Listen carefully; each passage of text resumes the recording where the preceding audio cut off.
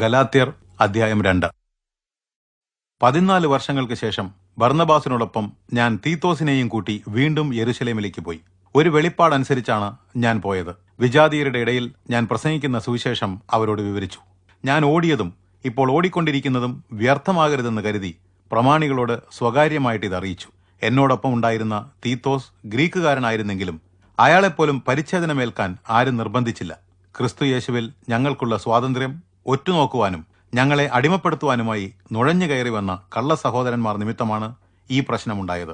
സുവിശേഷത്തിന്റെ സത്യം നിങ്ങളോടുകൂടെ നിലനിൽക്കേണ്ടതിന് ഞങ്ങൾ അല്പനേരം പോലും അവർക്ക് വഴങ്ങിക്കൊടുത്തില്ല. പ്രമാണികളായി കരുതപ്പെട്ടവരെക്കുറിച്ച് അവർ ആര് തന്നെ ആയിരുന്നാലും എനിക്ക് പ്രത്യേക പരിഗണനയൊന്നുമില്ല. ദൈവം മുഖപക്ഷം കാണിക്കുന്നില്ല. പ്രമാണികളിൽ നിന്ന് എനിക്കൊന്നും വിശേഷമായി ലഭിച്ചുമില്ല.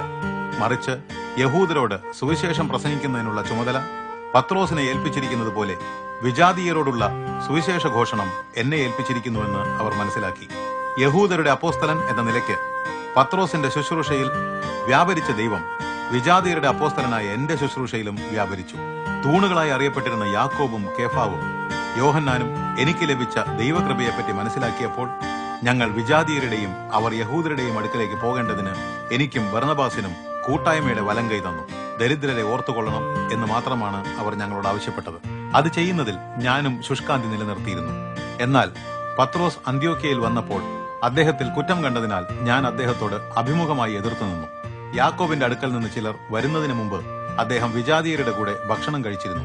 എന്നാൽ അവർ വന്നതോടെ പരിച്ഛേദനക്കാരെ ഭയന്ന് വിജാതീയരിൽ നിന്ന് പിൻവാങ്ങി വേർപെട്ടു നിന്നു.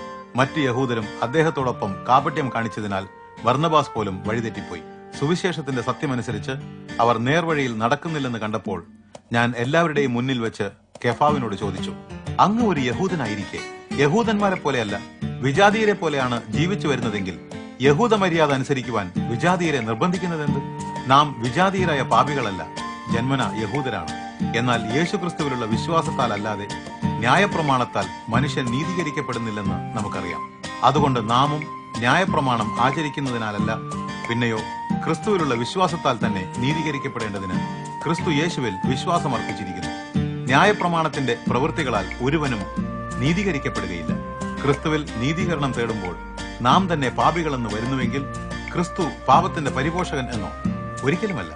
ഞാൻ നശിപ്പിച്ചത് ഞാൻ തന്നെ പണിയുന്നുവെങ്കിൽ ഞാൻ കുറ്റക്കാരൻ എന്ന് തെളിയിക്കുകയല്ലേ? ദൈവത്തിന് വേണ്ടി ജീവിക്കേണ്ടതിന് ഞാൻ ന്യായപ്രമാണ മുഖേന ന്യായപ്രമാണത്തിന് മരിച്ചു. ഞാൻ ക്രിസ്തുവിനോടുകൂടെ ക്രൂശിക്കപ്പെട്ടിരിക്കുന്നു. ഇനി ജീവിക്കുന്നത് ഞാനല്ല, ക്രിസ്തു അത്രേ എന്നിൽ ജീവിക്കുന്നത്. ഇപ്പോൾ ഞാൻ ശരീരത്തിൽ ജീവിക്കുന്നതോ എന്നെ സ്നേഹിച്ച് എനിക്ക് വേണ്ടി തന്നെത്താൻ ഏൽപ്പിച്ചു കൊടുത്ത ദൈവപുത്രനിലുള്ള വിശ്വാസത്താലാണ്. ഞാൻ ദൈവത്തിന്റെ കൃപയെ വ്യർത്ഥമാക്കുന്നില്ല. ന്യായപ്രമാണത്തിലൂടെ നീതി ലഭിക്കുമെങ്കിൽ ക്രിസ്തു മരിച്ചത് വ്യർത്ഥമല്ലോ.